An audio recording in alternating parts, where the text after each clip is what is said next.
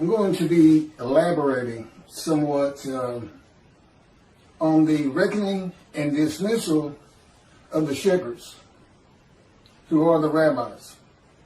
And I'm going to get into that, the definitions themselves, what this means, and in part why God has done this.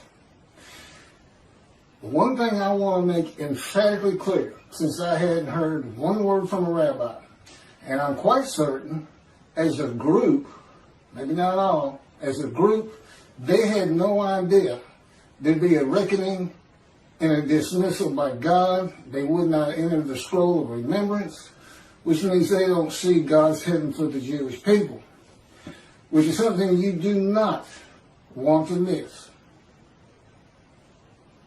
Because they just talk about the Messianic era. All of a sudden, Moshiach perfects the world.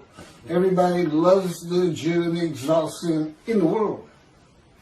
The world speaking Hebrew. And the sole existence of mankind becomes to know God. Nations love nations. Things that simply cannot happen. And what do they leave out? How about God might hurl your glory to the ground or utter destruction if you don't recognize Elijah? You know, you're praying for Moshiach every day. One, you don't know you're about to get dismissed when he comes. And two, you completely ignore utter destruction if Elijah is not recognized. He clears the way for the building of the temple, which is God's purpose that might prosper. Don't build it, utter destruction will come someday. Build it, and you will never be defeated and dispersed again. Who should you be looking for? I mean, what does David do? He brings the reckoning and dismissal of the shepherds, the rabbis. That's what David does primarily. And with him comes God's grant of a covenant of friendship, which differs markedly. It absolutely refutes a Messianic era. God says things like, there'll be a planting of renown when I come with Moshiach. You will no longer be the taunts of nations. That tells you one thing. The nations aren't exalting you. You're just not being taunted. Why? God's in his temple again. And they're not quite sure if it's true or not. For the most part, that would be the majority. And of course, the covenant of friendship, well, that is the covenant of friendship. No longer dispersed. You will not be defeated, dispersed. The temple in your midst. The world will know God sanctifies Israel. That's what you get. You don't get perfection throughout the world. You don't get exalted throughout the world. If that's what God had intended, this is where he had written it. In the covenant of friendship. It absolutely refutes it.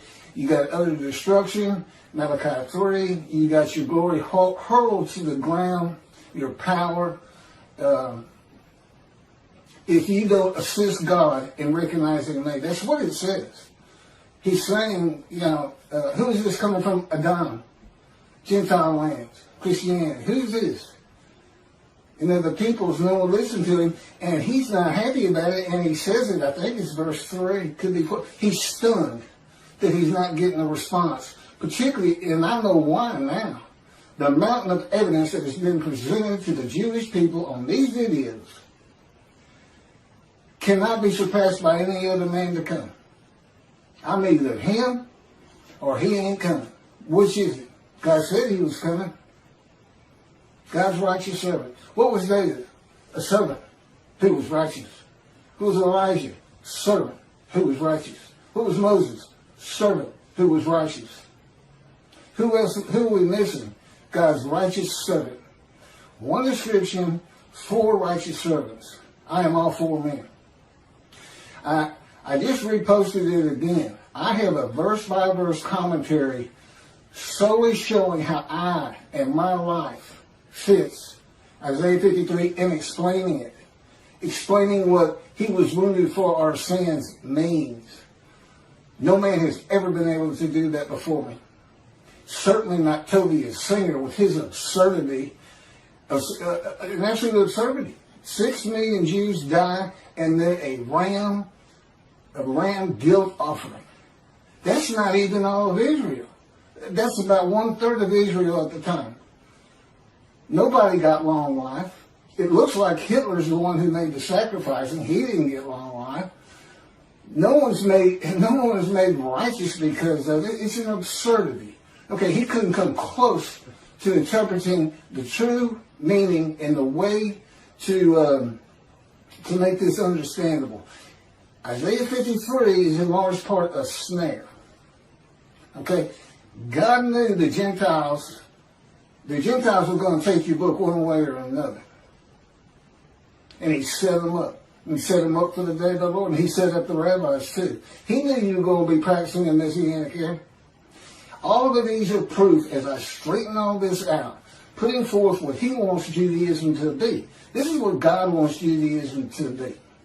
Not what Rambam wants it to be. He doesn't even want the entire world to be simply to know God. It's not what he wants.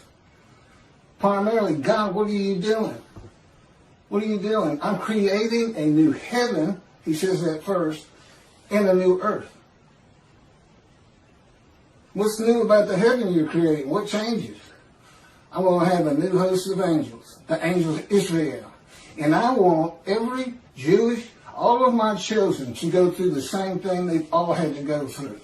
Anti-Semitism, racism, bigotry, having to survive on a planet that simply does not like them. That's what he's looking for. That's the angels of Israel. You got your own unique personality. 613 laws. Okay, about 200 of them were animal sacrifice, and that was done away with by his prophet. God said, I don't want your animals anymore. Yet Toby Singer thinks he wants a human being. You're not supposed to add to or take away anything from the Torah. And when you see you're about to do it, you better ask yourself, where am I wrong? Where am I wrong to add a human being, much less 6 million of them? And, let's go on Christian. That's what they did. Let's put a human being, an unblemished lamb, and we'll be sin free. I don't know what your guilt offering did for the for the Jewish people who become the righteous servant. No, the righteous servant is for the day of the Lord. He has to have a Moses, a representative. It could be an Elijah or a David. But he's got to have a man. Okay? I fit it to the T. My Isaiah 53 has been out there for over 2 years. And I get nothing. Don't tell me these people like Tovia and Jews for Judaism haven't heard some rumblings. I can't say exactly what. God doesn't tell me things like that. He'd never tell me what another person's thinking. He won't tell me anything to happen in the future. If I can't find out an answer of my own, then I don't find it. They don't give it to me. But,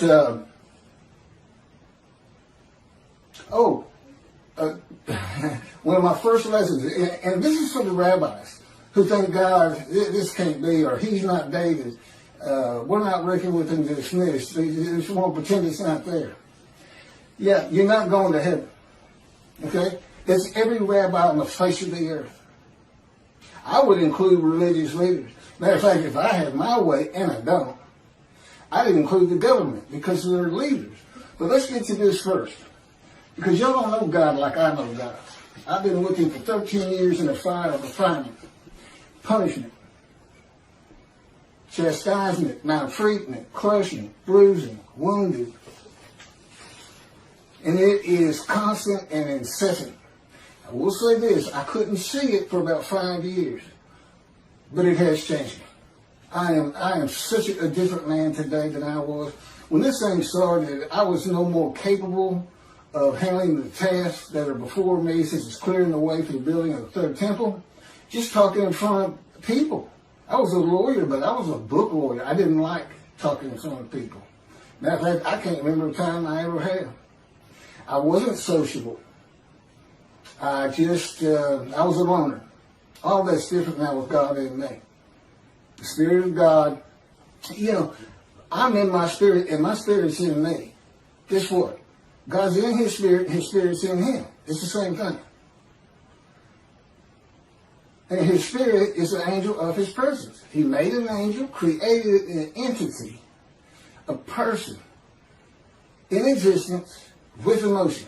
And for his body, he did not give him human form and wings. No. His body is the Spirit of God. So if God comes to you, or the angel of the Lord comes to you, you are, for that time, a man of divine beings. Now the man who wrestled with Jacob, that's just, God just saw a fellow near Jacob, woke him up, told him, I'm the God of this land, Abraham, Isaac, and Jacob. I have something for you to do. And it's all to do with God. It's instant. You know who he is. There's no, who's this? There's none of that. You say, okay, let's go. I'm ready. What we doing? He's a man of divine beings, but he was just one night. So he didn't go through much of a fire of refinement, if any. I mean, he had to wrestle all night. But God does this with all his prophets. It's just a way of changing us. It's like, you know, he has to break our will. And he can't have me snapping at people. I was known as a fighter. And, you know, if you said something to me that I didn't like, I didn't respond verbally to you. I just hit you. I just laid into you. Fight on. Nobody talks to me like that. That's the kind of fellow I was. And that's, God said, this was taking so long. Because it's got, the last 3 years have been the worst out of 13. Going on 14 now. It's, you know, as he says, it just takes more to get the response out of you, the small change that I want out of you. And I'll tell you, I'm ready. I am flat out ready. And what is the problem with your people? They don't know who you are. When you say utter destruction is coming, you're not fooling around. Here's what, you know, you kind of get one personality of God in the Hebrew Bible. You know, it's not far ranging. But what he showed me is based on the following. This is one of the first lessons he gave me. And anybody can look at this. I don't have my glasses on. I'll get through it the best I can. But this is the chapter that leads to the purchase of the Temple Mount.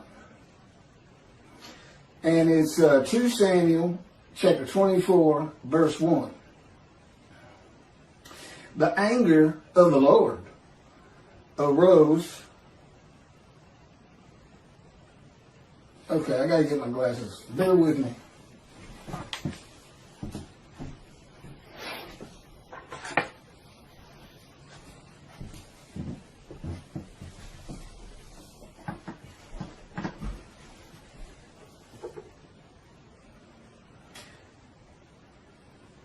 The anger of the Lord again flared up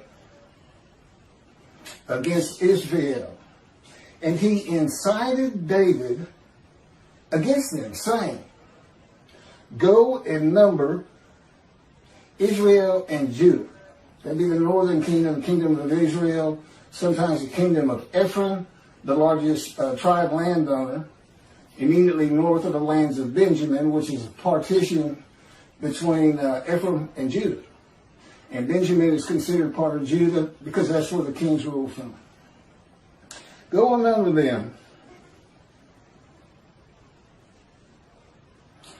Apparently there's some problem in taking the census. I don't know what it is, but he incited David to do it, and then he put him into a 3-pronged test. Do you want me to come against the people? Do you want me to come against you? And one other one. And he said, let it be against the people. Let no man take me. And God did. And he killed pestilence. And 70,000 had died almost immediately. Now, did God just go down and kill 70,000 Israelites? No. He takes the credit for it. It just makes him look mean and tough. Listen to everything I say. The pestilence was already there. God could see it. He knew it was coming. And he does this a lot. He says, I will come with utter destruction. No, his creation is going to utterly destroy Israel. I would suggest, he won't tell me, I would suggest we're talking nuclear bombs from Iran right now. Someday. And they'll do it. They will do it if they get it. In any event, that's how. Oh, and it's interesting, the numbers are different. The census numbers are a little bit different from what I'm about to read in 1 Chronicles. And so is the amount of money paid for the Temple Mount out of David's pocket, is what he makes it sound like, but I'm sure it was the kingdom's money. I would think so. I don't know why he'd have a separate side job or anything. If you'll turn to 1 Chronicles, chapter 21, it's the same story. It even says it's the same story somewhere in here. Maybe it was a footnote. Satan arose against Israel and incited David to number Israel. And then you get the same story. You know, David realizes what he did was wrong. See, he incited him. He didn't go tell him. He went to a prophet who told somebody and this and that, and then David was all wanted to be in repentance and was sorry he had done it. And again, I don't know why it's bad. They won't tell me. I've asked them right before we started this. They just, they'll know. So, what do we have here? Satan incited David, and God incited David in the book of the prophets, and in the writings, it's Satan. First of all, Satan doesn't exist. Judaism doesn't believe in hell, and they shouldn't. There is no hell. God's got, if you don't heed and revere him, if you sin all the time, he just doesn't pay attention to you. He knows his creation. He knows what humanity does. He knows what humans are. He knows there's no stopping that. And, I don't know, you might say, didn't he got a special place for Hitler? And he tells me no. I don't think about him. He doesn't mean anything to me. But why is that in here? You would want to say, well, if I had to go either way, I say 1 Samuel is who you go with, because that's the book of the prophets. And I'd agree with that, except God wrote this whole book. He had a whole thing written. It's not just Torah. Don't forget that. It's not just the Torah dictated to Moses. If you, the book of Ezekiel, just as soon as Ezekiel wrote it, might not be the case, might not be all of it, but, just go with that. Whoever the main character is, they wrote it for God, because if he's talking to you, and he's going to be with you quite a while, like in writing one of these big books of 70 chapters, you're going through the fire of refinement. Moses went through the fire of refinement. You know how you know? Because it breaks your will. It makes you humble. It takes anger out of you that you used to not be able to control. We start with Moses. He killed a man. He was so angry. He was getting into fights. Then he runs away. He doesn't account for himself. He doesn't ask Pharaoh he doesn't repent. He runs away. He doesn't take account for his own actions. Not a good person. At the end of his life, it is said in the Bible, Moses was the most humble man on earth. And God said, Keith, I put that in there primarily for you. So you would understand you're not the only one that's ever gone through this. He says, you're tops. You're 4 prophets in one. Moses would be number 2 as far as the severity. But it took a man with that kind of anger. And Ezekiel had that kind of anger. He said, I wanted a spirit seized me, and I went in bitterness and the fury of my spirit in the hand of God. He's in the hand of God, but he's bitter and furious. I know the feeling. That's the fire of refinement. That is the key to understanding Isaiah 53 and those words. A man is wounded, chastised, brushed, crude, bruised, maltreated, so that I can go to those who are suffering guilt for sin and have the ability to make them understand God is here. Go to Judaism. Be observant. Stop sinning. Your guilt will go away. I offered myself to go through the fire of refinement so that I could remove your guilt. That's what it's all about. That's the first 6 verses, the witnesses. He's wounded for our sins, bruised for this, crushed for this. Okay? And it's just for me to be prepared. Now, he didn't even ask Ezekiel. He didn't have to ask me. You don't say no to him. He's God. You don't say no. You say, okay. I've said, okay, 1,000,000 times, I believe. But, so to explain this, God says, just imagine a scale, which is the finest, goodest, nicest, kind, merciful person you could ever meet. And down here, put Satan, the meanest, most vile, brutal, doesn't care about your pain. And he can go all through it. Okay? He literally decides what emotions he's going to have. Now, I'm in the fire of refinement, and I call this the black hat, this the white hat. This is what he taught me. And we have a lot of good times in here. I mean, there's a lot of white hat. And the Holy Spirit's always in the white hat. He can be a troubler sometimes, but, you know, it's kind of set up by God, where he's sent to incite things. And then the black hat.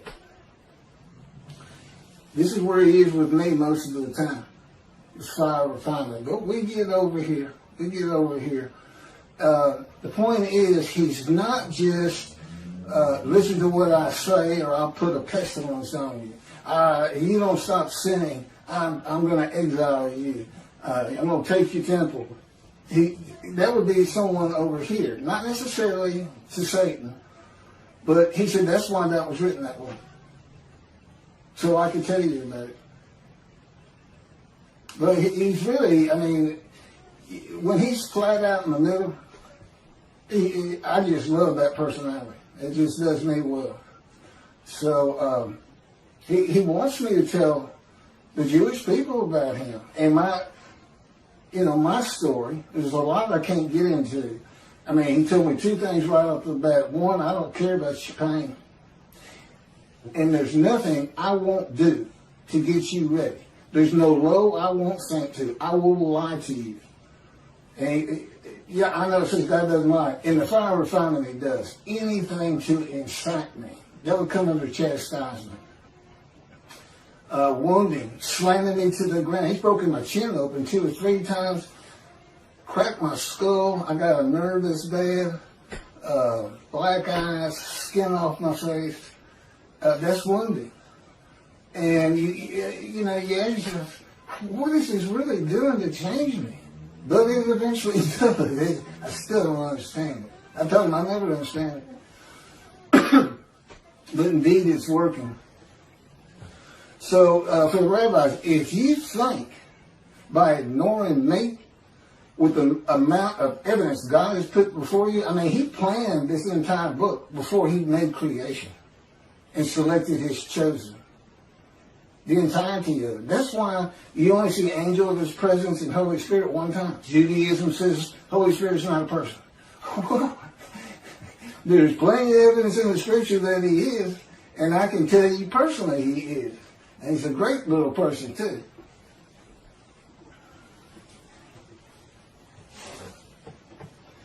But let me carry on. He's not, I guarantee you. If Tobias Singer and Jews for Judaism was sitting back there going, well, we make money. Oh, that's what they wouldn't say, we make money on Isaiah 53. Or we can't say we're wrong because of your arrogance. And the ignorance that you show in your commentary just defies logic to me, because God told me from the get-go. I was an atheist for 50 years, had nothing to do with religious people. He said they're very intelligent people. Judaism is well-based, on the ground, all makes sense. This is what he told me in the beginning. Since then, I learned a lot different. I don't think much about their capabilities at all. Remember, I'm a prophet. God taught me. God controls my mind, my thoughts, my words, my physical motions, because I'm in the cords of his power.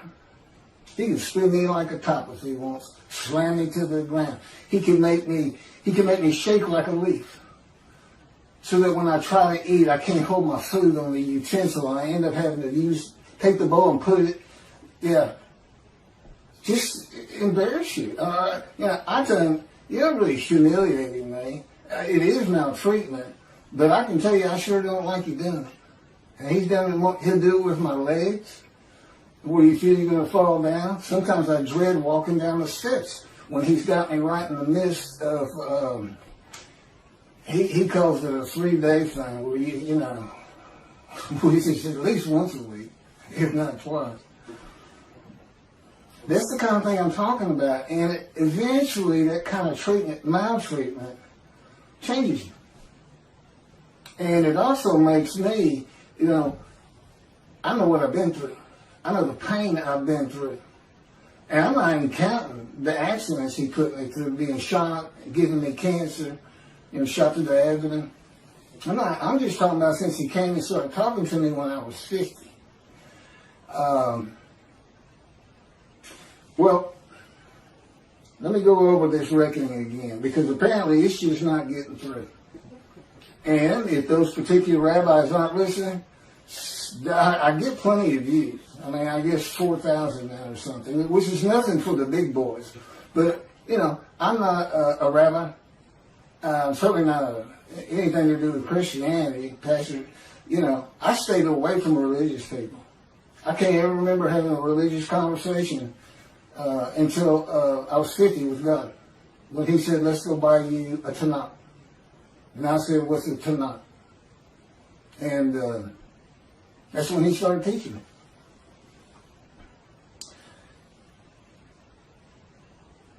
Thus said, apparently this, I don't know their answer to this. I'd love to hear it. Why don't you know about this? Thus said the Lord God, I am going to deal with the shepherds. I will demand a reckoning of them for my flock, and I will dismiss them from tending the flock. Then I will appoint a single shepherd over them to tend them. He shall be a shepherd to them. I, the Lord, will be their God. My servant David shall be a ruler among them. Not a king ruling over them, among them.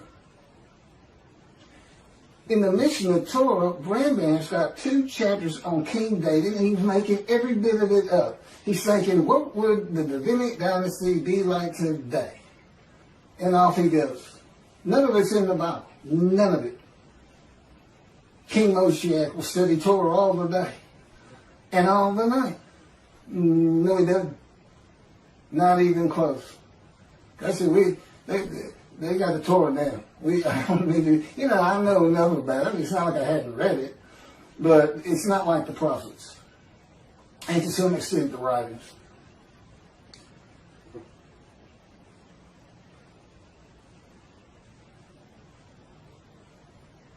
My servant David, he shall tend them. He shall be a shepherd to them. I, the Lord, will be their God, and my servant David shall be a ruler among them. I, the Lord, have spoken, and I will grant them a covenant of friendship. Again, it is so far removed from the Messianic era. Why don't the rabbis recognize that? You won't be the tongues of nations. You won't be defeated and dispersed again. His sanctuary amongst you, the world will know he sanctifies Israel, a planting of renown. That's it. That's what happens when Moshiach comes. You tell him I said so. If it looks like I get a little hot about this, God controls my emotions too. And that's how he wants them to hear it. And never forget, he can speak straight through me. As a rule, he's always speaking through me since he controls my thoughts and my words. But it's always based on my personality. He can change that. He can change that. But if you're not a believer in a man divine being, it doesn't help. You just think I'm putting on an act. I've had conversations with him where I'm looking into a mirror, okay? And when you're talking to people,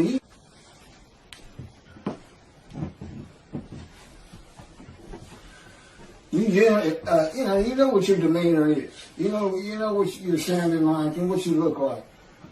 And I'm looking at a mirror, and again, according to His power on me, I literally had a conversation with Him. And I'm looking in the mirror, and that's not who I am in that moment, and it's not what I sound like. And, this is my lessons. I have lessons all day long, and I have for 13 years. I mean, He's doing something with me all the time. And primarily, again, this controlling my mind is based on my capacity as Elijah to teach you how you can think in heaven. Your spirit reads your mind. Okay, your mind takes in, your mind's just electrical impulses, little chemicals, different tissue, and it takes in what eyes can take in and what ears can take in. Your person is the spirit in you. Spirit and soul. And together, spirit and soul form a person. The soul's kind of like the DNA of who you're going to be. In heaven, you don't have that mind. God becomes the information of your mind. And He can do it for everybody in heaven. That's why He said, before you pray, I will answer. Just because He's the one having you think, I'm going to pray. And you won't remember the things of the past. That's a whole other discussion. But I have all of that information because I'm Elijah. There's a reason He took him up specifically and nobody else and sends him back. It's a further proof of who I am outside the fact I fit every verse of Isaiah 53, outside the fact I'm the only man who's ever been able to explain Isaiah 53, the fact that despite your greatest minds, Jews for Judaism, Tovia Singer, and everybody else who makes commentary on it, have never been able to figure it out. You can't figure it out if you're not the righteous servant. And I couldn't see. I read it the first time. I said, what is it? I said, who do you think that is? I said, I had no idea. He said, that's you. I said, okay. This is in the verse 2 years. I can't remember exactly when. Okay, now these words are used. My servant David shall be king over them. Be one shepherd for them all. King, prince, shepherd means leader. That's what it means. I won't be getting to that. Just leader. It's just words of leadership. It's not a Davidic kingdom. God knew all things from the beginning, and He knew when He had the day of the Lord, Israel would be a democratic, free country. There's no place for a kingdom. You want a kingdom, go live in Saudi Arabia. They shall follow my rules and faithfully obey my laws. Thus they shall remain in the land which I gave to my servant Jacob, and in which your fathers dwelt. They and their children and their children's children shall dwell there forever, with my servant David as their prince for all time. That would be the line of David. Through Solomon. Solomon had the same covenant with God. And this the first people to read this are in antiquity. They understood king and prince. And back then, I can't fault Rambam too much, but today we know better because it's a democratic country. As you said, not Middle East, I guess, you got the most kings and kingdoms anywhere in the world, but anyway, God knew. He knew Rome was going to destroy the second temple. The dispersal would occur. The diaspora began, which is away from the promised land. And He knew they weren't going to just come back of their own, but that, and He didn't cause it, despite what Toby Singer says, but that the world would drive them back one day. He knew it was going to be ugly. But, and He said, well, why didn't you come help? Why didn't you come back? You're not supposed to be out there. You got to learn your lesson. There's some black hat there. You see that? Don't forget, He is a celestial being. He is not human. He has emotions, but He can actually operate His emotions, whereas we can't. We can't to an extent.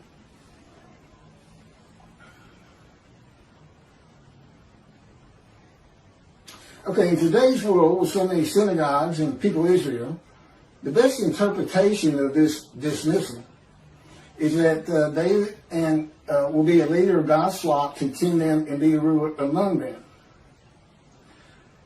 Like a rabbi, a person with knowledge, a teacher. But I'm not getting ordained or anything.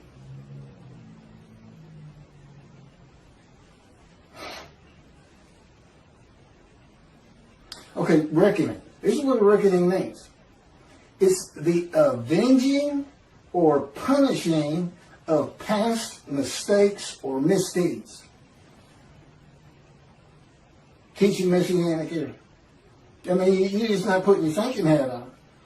That was for antiquity, Middle Ages. But, resurrection of the dead, the 13th fundamental principle of Judaism by Rambam.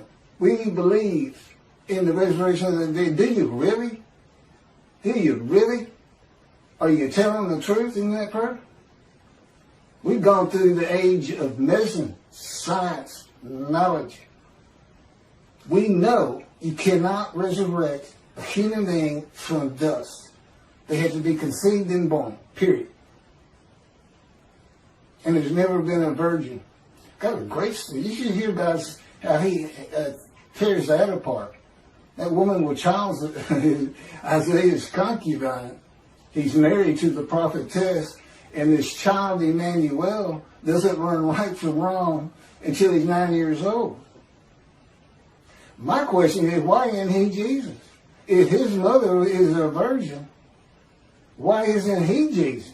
I'm going to put it to you. I'm going to be the greatest anti-missionary of all time, particularly, though, because eventually the many and the multitude are going to be telling the world, who can believe our report? That's him.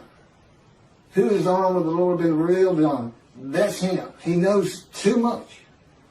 It's impossible to deny what's happening here. It's impossible to deny that there are rabbis who have heard me and are ignoring it. What about Elijah? Rabbis who ignore?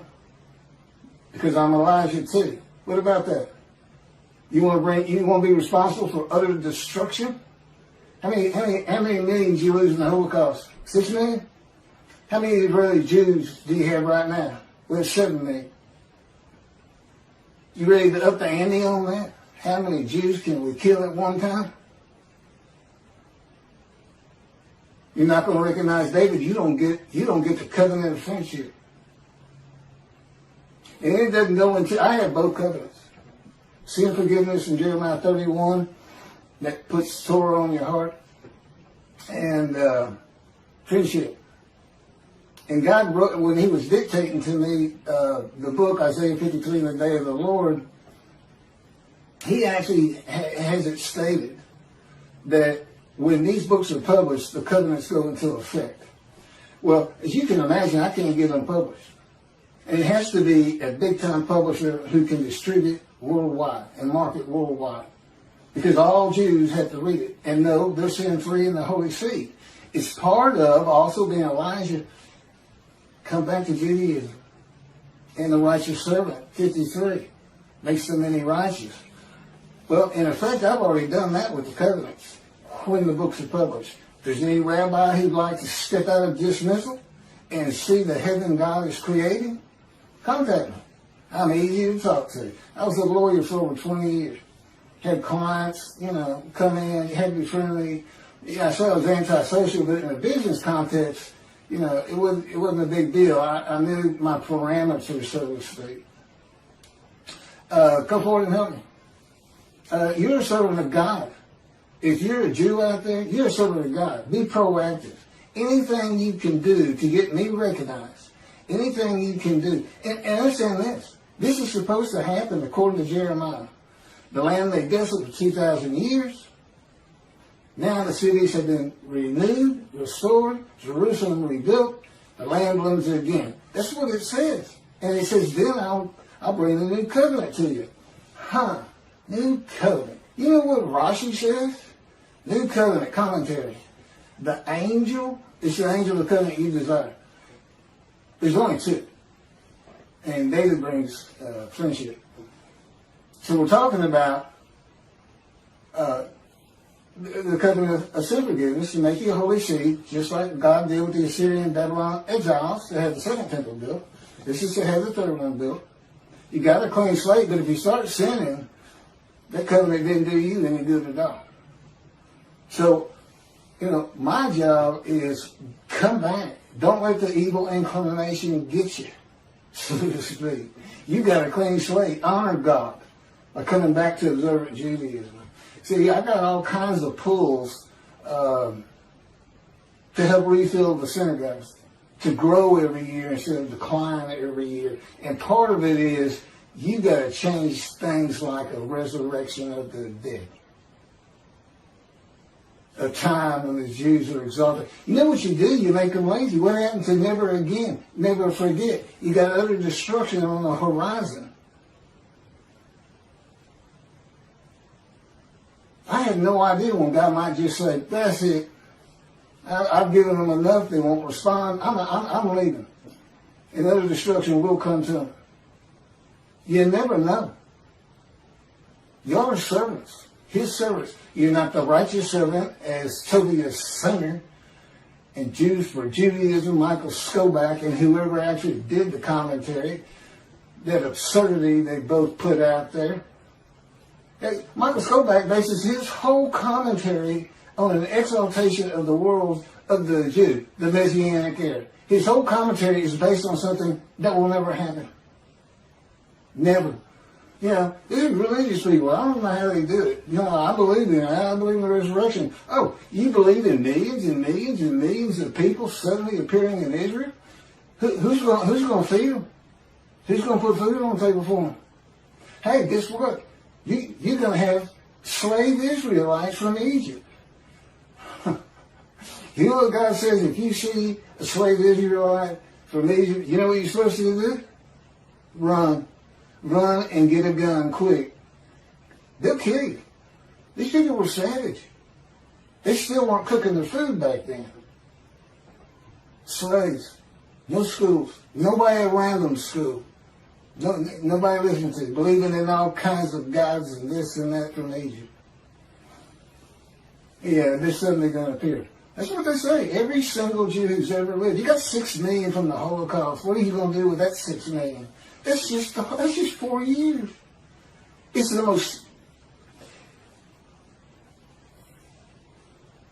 You're going to lose the young people. They're always looking for fake news. I guarantee you, if I sat down there in the synagogue when I was a young man, and I didn't, of course, I'd have gotten up and walked out right in the middle of it. You're saying, what? You think every Jew who's ever lived is going to rise, old bones, rise. And their soul is going to come from some keeper of the soul's place and come into that body. That's your belief? Well, I got to go. I heard y'all real practical, down to earth. You had things to do. You had Shabbat. You had high holidays. Mitzvahs. But I'm not listening to garbage, okay? I'm a man of reasoning and intelligence. The people in antiquity and Middle Age weren't. And all those things that you come up with, swords into plowshares, that was for a time gone by. Man will always be at war, period. In Moshiach, no man can get all of Israel just to follow Torah. Good luck. Only about 30% of them are even observant. Secular. God wants that straightened out. He wants a practical religion for the chosen. And he wants the world to hear about it. And it helps me take the wrath of God to Christianity. Lift me up. I'm the man of Isaiah 53. And where does that come from? Chapter 51. I'm going to take my bowl of wrath, my cup of reeling, and I'm going to take it from you, my people, and I'm going to pass it to those who told you to get down on the ground and walked all over you, walked all over your back, something like that. Okay, what happens next? 52 comes up. That's where the righteous servant of Isaiah 53. That's where the description starts. 13 through 15, and then all of 53. You see the connection there? Wrath's coming. Now, how does that match up with Moshiach coming? And the Messianic era occurs. And there's a resurrection of the dead, which is a proof of who I am. Where's God's vengeance? Where's the doom upon the nation in Psalms 149 in Psalm 149, ending in 150 with an exaltation of the Lord, which you can think of as we're building the temple again. And by the way, it doesn't have to be on the Temple Mount. It's got to be on Mount Zion. Two things. One, it's not big enough for what God wants. He'll give me the plans when necessary. It's kind of like getting the plans for the 10 of meetings, or anything. He'll give it to me. I'll give it to the right people. But they got to recognize who I am. Yeah, you believe in the Messianic era, but you rabbis, God's got to force your hand. That's what this is about. He's forcing your hand. And he's putting the destruction of Israel on your shoulders. And I'm not going to stop talking about it. And how you ignore me. You can't find greater just because it's not your faith. He says he's not a resurrection of the dead. I can't listen to him. I've never heard of the reckoning and dismissal. They're arrogant and they're ignorant. To me. Now, in regular society, they're real intelligent people. They can fool the flock, who are just aimless sheep. They can't fool me because God's in me. He won't let it happen. And so I can incite them. You tell either one of them, if they want to debate, tell Cody the singer who says he'll debate anybody on 53. You tell him I'm ready. You tell him I'm ready. And he better take some sedatives before we get there, because I will incite him. I will arouse him with my words. And you wait till I start getting hold of the Christians. If you've been reading the details and watching my videos, you see I've got some powerful things to tell them, and I will not hold back. Remember, I'm not the most humble man in the world yet. This is the kind of person Moses and Ezekiel was.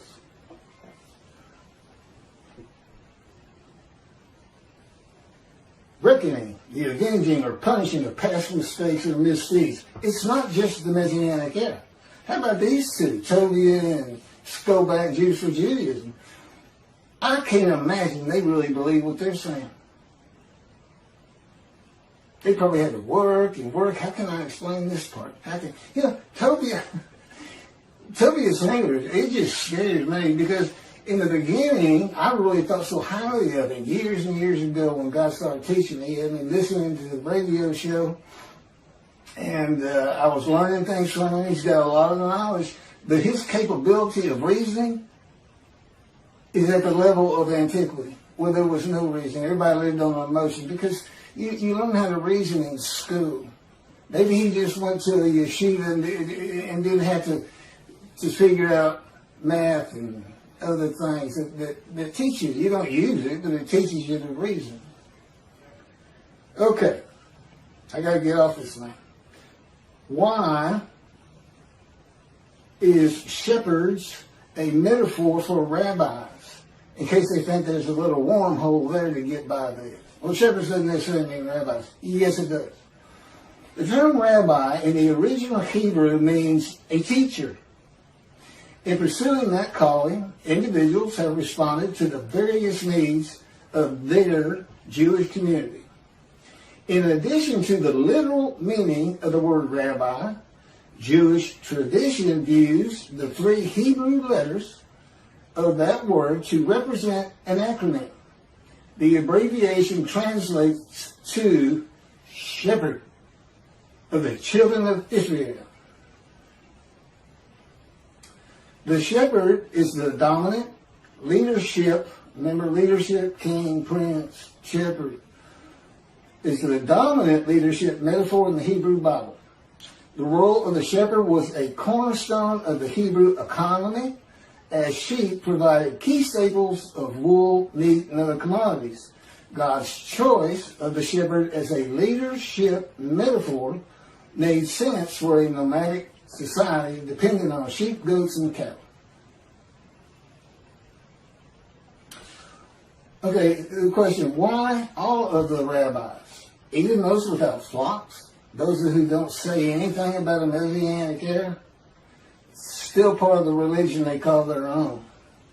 God is not pleased with the teaching of the rabbis of the day of the Lord, which is none, and they're reliant on the opinions and commentaries of the sages and rabbis from the ancient age and Middle Ages. There are many inconsistencies and errors in what the sages and rabbis say and what the scripture says, and of course, they had not gone through the age of science, medicine, knowledge, communication with the internet. There's a whole different group of people.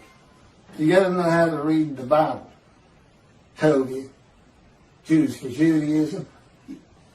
It's written first for antiquity in the Middle Ages. There's things in there just for them. And there's plenty for the day of the Lord. And never again, never forget what the world will do to you if you don't heed God's prophet.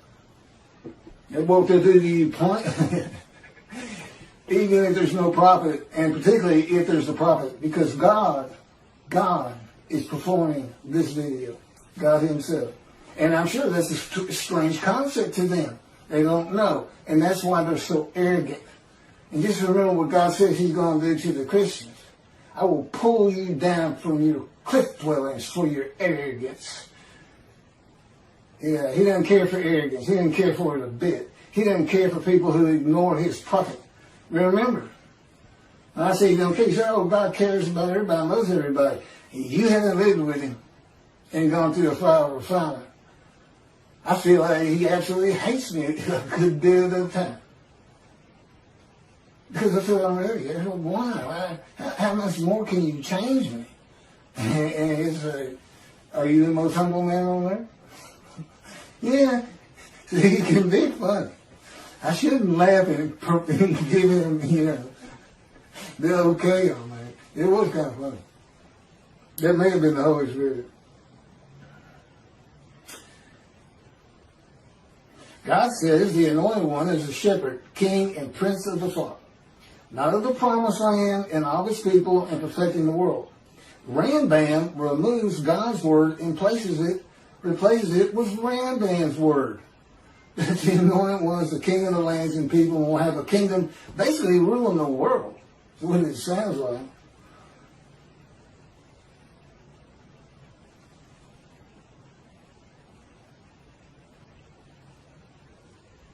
God says the prophets were rarely listened to by religious leaders in biblical times before he stopped speaking to the prophets. There's the arrogance. I know what I know, and that's my faith, and I don't care what you say, I don't even understand what you're saying.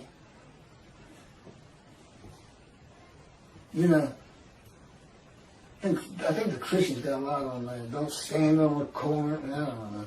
Anyway, arrogance. And you can't admit you're wrong. Can't admit you're wrong and can't accept the evidence God has given you as being insufficient. Or you're not even taking the time to look at it. You're hiding.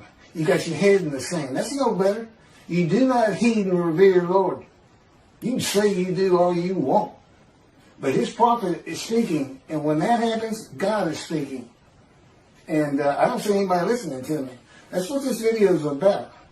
Trying to let y'all know how serious this is. You want to see 7 million dead Jews? You want to see Israel disappear? Keep ignoring Elijah. And that's what you get according to God. I know, y'all just select what God's words you want to abide by. And then, and Rambam's word sounds so much better. Whole world just to know God. Food for everybody. Delicacies like dust in the wind. Well, who's going to do the farming? Who's producing this? Is it what was that? The stuff they got in the desert and Exodus. Matzo balls. Come on. Again, they control my mouth. I like to embarrass them. That makes me laugh.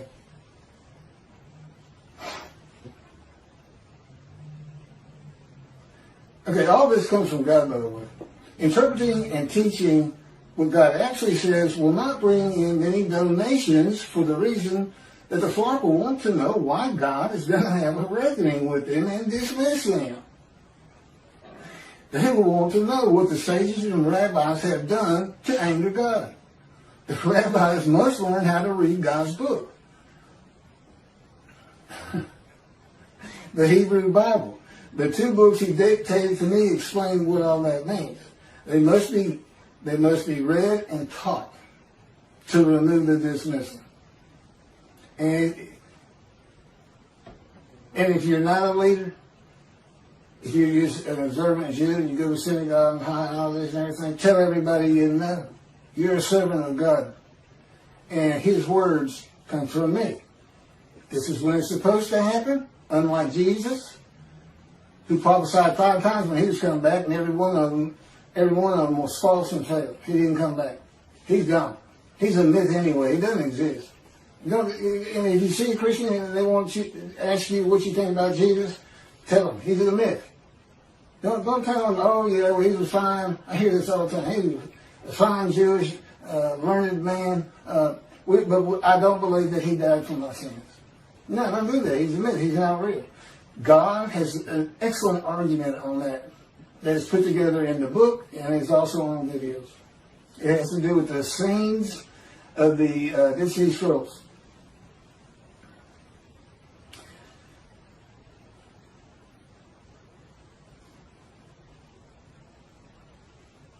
Okay, when my camera's got to be getting, it goes off every half hour. I'm going to just keep reading as fast as I can. I don't think I'm going to be able, but I'm not, that'll be the end of this video, which will be about an hour long. God has never changed the will of men or how they think of him and the Jewish people in his power.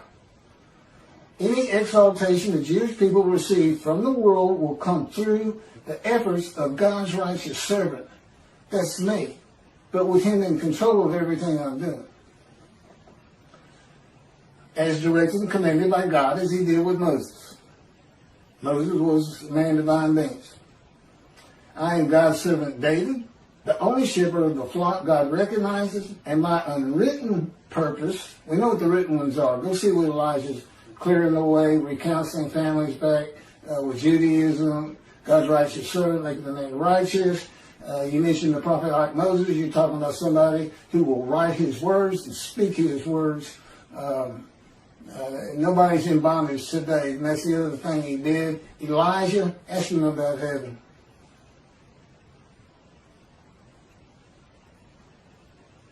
And my unwritten purpose is to teach the matters of the two books he dictated to me, to tell my stories of living with God and the angel of his presence, the Holy Spirit, what it is like to become a man in divine beings, a host of the Lord's host. It would be unwritten purposes, and I'm sure he's got plenty of others. The rabbis have yet to heed me. I hadn't heard a peep out of them. Here's a man declaring he's Elijah. Utter destruction comes if they don't recognize me, and they don't want to speak to me. They don't want to get them books and read them. I know Toby had for the most part because nobody from Israel has read them. I'd be too embarrassed, and in his arrogance and his popularity and stardom, he's not even checking it out. Total disregard for utter destruction and death of today, 7 million Israeli Jews. Utter destruction. It doesn't leave room for, some might get out. Good luck making it over to Europe. If they're going to nuke you, they're going to have you surrounded at the same time. It's about time they read God's books. It's scripture. It's not canonized. It may be one day. But it's scriptures divinely received, verbally given to me. Go to your computer, write this down. There's a whole lot of learning that went in between that.